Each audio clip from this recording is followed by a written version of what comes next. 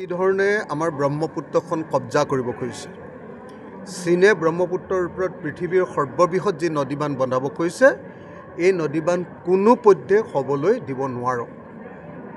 আমি অসমৰ মানুহ, আমি উত্তৰ পূৰ্বাঞ্চলৰ মানুহ আৰু সমগ্ৰ ভাৰতে আমি চীনে ব্ৰহ্মপুত্ৰৰ ওপৰত বন্ধোৱা নদীবান্ধ বন্ধ কৰিব লাগিব আৰু কোনো পধ্যে যাতে ব্ৰহ্মপুত্ৰ নদীৰ ওপৰত তেওঁলোকে অধিকাৰ সাব্যস্ত কৰিব নোৱাৰে।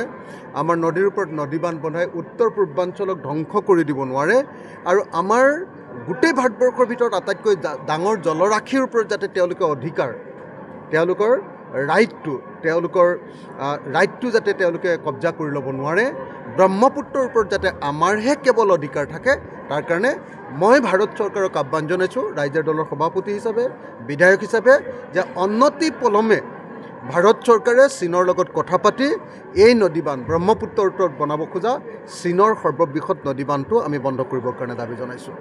তাৰ কাৰণে প্ৰয়োজন সাপেক্ষে আমি ৰাইজৰ দলে ইয়াৰ বিৰুদ্ধে প্ৰতিবাদ কৰিম। দৰকাৰ হ'লে দিল্লীত গৈ চীনা দূতাবাসত গৈ আমি ধৰ্ণা দিম আৰু মই সমগ্ৰ উত্তৰ পূৰ্বাঞ্চলবাসী ৰাইজক সচেতন হৈ চীনৰ এই দুষ্কাৰ্যৰ বিৰুদ্ধে, এই ভয়ংকৰ ষড়যন্ত্ৰৰ বিৰুদ্ধে আমি মাৰ বান্ধি থিয় হ'বৰ কাৰণে আহ্বান জনাইছোঁ। চীনে এইটো অকল আমাৰ নদীখনৰ সম্পদেই দখল কৰি নলয়, চীনে ইয়াক যুদ্ধৰ এপাত অস্ত্ৰ হিচাপে ব্যৱহাৰ কৰিব পাৰিব।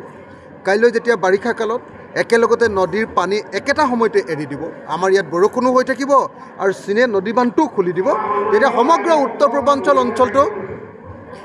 উত্তৰ পূৰ্বাঞ্চলটো মানে একদম ধ্বংস হৈ যাব।